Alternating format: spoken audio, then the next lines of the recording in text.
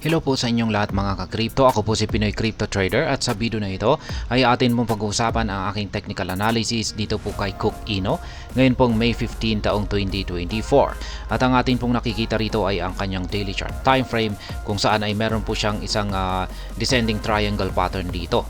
At mukhang dito po siya sa lower portion nito magkakaroon ng breakout. At kung pag nangyari po yan ay ayan, tumagos na po yung kanyang candlestick na nabuo kahapon at yung nabubuong candlestick natin ngayon ay ito po ay dito po natin malalaman kasi bumubuo po siya ng isang confirmation breakout at kung pag ito po ay nabuo at ito po ay isang confirmation na breakout dito sa lower portion nito ay ayan, makakaranas na po ng matinding pagbagsak itong si Cook Ino, kaya dapat po ay paghandaan po natin yung kanyang pagbagsak. Yan, pag nag-i-spot trading po tayo ay dapat ay may nakaabang po tayong buy pending order, at kung pag nag-futures trading naman po tayo ay ayan, paghandaan po natin ang ating short entry position dito. At ayan, bago po tayo magpatuloy ay nais ko lamang po munang bigyang linaw ang aking disclaimer kung saan ang nilalaman po ng video na ito ay hindi po ito isang financial advice. For education and information purposes lamang po ang layunin nito. Maliban po dito ay nais ko na rin pong magbigay babala na wala pong kahit anumang group chat ang Pinoy Crypto Trader. Check po muna natin ang kanyang performance dito kay CoinMarketCap kung saan ang kanyang daily performance ay bagsak po siya ng 6.74%. Ang kanyang 7-day performance ay bagsak din po ng 12.67%. Ang kanyang monthly performance ay bagsak din po ng 18.24%. Pero ang kanyang yearly performance ay maganda pa rin po kung saan ay malaki, kung saan ay nananatiling nasa 430.67%. Kaya yan po si Cook Ino. Ang kanyang market cap ay bagsak po ng 6.72% pero ang kanyang trading volume ay umangat po ng 4.08%. Ngayon ay check naman po natin yung kanilang official X account kung meron po silang bagong tweet or announcement dito na makaaring makaapekto sa kasalukuyang presyo nito or sa presyo nito sa hinaharap. Kaya ayan, meron po tayo rito. Last 34 minutes lamang po ito. Simply put, we like the cook. Ayan, replying to Vlad Tinib. Ayan po siya. Babae po pala si Cook Ino. Isang manok. Not for much longer. Ayan, wait for opponent. Ito naman, last 4 hours. Ito po pala yung kanilang bookcast. Cook Ino, last 4 hours, replying to CB Dutch, memes rule the universe. Ayan. Ayan po yung kanilang mga latest na tweet or announcement dito. At sa tingin ko ay wala naman po yung epekto sa kasalukuyang presyo ngayon ni Cook Ino. Ngayon ay balikan na po natin ang pagti-technical analysis dito kay Cook Ino sa kanyang daily chart time frame na ito. At ayan, yung mga kulay yellow po yan na mga arrow signs na nakaturo sa pababang direksyon ay meron po akong mga sell pending order dyan. Yan sa spot trading, yan sa pag-spot trading, mga sell pending order po yan, or kung saan ay ako po ay handang mag-take profit kung sakaling umangat po sa mga presyong ito or mga resistance line na ito ay itong si Cook Ino. At yung kulay blue naman na ito na arrow sign na nakaturo sa pataas na direksyon ay dito po ay meron akong nakaabang na mga buy pending orders. Yan, isang buy pending order lang po pala. Yan, mga support line naman po yan. At ngayon ay ito naman po yung aking mga previous trade, kaya nakakadalawang take profit na po ako. Ayan, dito. At ito naman yung aking mga yan, kung saan ako nakabili. Kaya yan yung mga previous trades ko po ito. Kaya sa mga gustong gayahin po yung aking simpleng pamamaraan sa pagtitrade dito kay Cook Ino, ay ito po yung aking mga spot trading positions, mga active na spot trading positions. Ngayon ay yung aking analysis po dito, pinaka-analysis po dito nitong mga ilang nakalipas na araw ay kung magkakaroon po kasi siya ng breakout dito sa upper portion ng ating descending triangle pattern ay aakyatin niya ang pinakamataas na price target natin dito na 50 digit 64.87. Kaya yan, meron akong price target na linagay dito. Pero mukhang mai-invalidate po yung pattern natin na ito kung siya po ay nagkaroon ng breakout sa lower portion nito. Kaya ilapit po natin. At mukhang yan na nga ay mukhang ito na nga isang bearish breakout.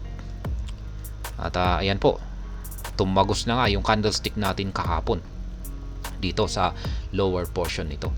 Pero posible pa rin pong bumalik sa loob yan. itong si Cook Ino. Kaya pag bumalik po siya sa loob ay yan, ibig pong sabihin yan ay false breakout lamang yan. Pero kung yung candlestick po natin na nabubuo ngayon ay nagsara dito sa labas or sa ilalim ng ating major support line na ito or ilalim ng ating descending triangle pattern na ito ay confirmation breakout na po yan. Ibig sabihin ay magpapatuloy na po sa pagbagsak ang market price ni Cook Ino. Kaya yan, dapat ay nakahanda na po tayo ng ating buy pending order dyan kung sakaling bumagsak po siya dito sa ibaba. Kaya ayan, mukhang makakaranas po ng isang matinding pagbagsak sa mga susunod na araw itong si Cook Ino. Lalong-lalo na at yung signal po natin sa ating dalawang indicator ay nagpapakita po ng may bearish signal. Lalong-lalo na yung ating Hall Street indicator na ito ay mukhang yan po, mukhang lumalaki yung kanyang pangangatawan. Kung pag nagpatuloy po talaga yan ay matindi po yan na bearish momentum. At maging yung ating QQE mode indicator dito ay ayan, sunod-sunod na kulay red at lumalaki yung kanilang sukat. Ibig pong sabihin ay mukhang matindi po, mas lalong tumitindi yung pwersa ng mga bears o yung selling pressure para itulak ang market price ni Cook Ino ng pababa. Kaya asahan po natin na ito ay posibleng bumagsak sa mga susunod na araw dahil sa mga signal natin yan. At isama pa natin yung breakout na ito. Kung ito nga ay isang confirmed breakout ay ayan, magkakatugma po yung ating mga signal. Ibig pong sabihin ay napakataas ang posibilidad na makakaranas ng pagbagsak itong si Cook Ino sa mga susunod na araw. Kaya ayan, sa mga nag-spot trading naman po dyan ay ayan, abangan po natin yung confirmation breakout na ito. Tapos ayan, pwede po tayo magbukas ng short entry position para kung bumagsak itong si Cook Ino ay ayan, maaari po tayong kumita sa pagbagsak nito sa pamamagitan ng pagbubukas ng short entry position natin.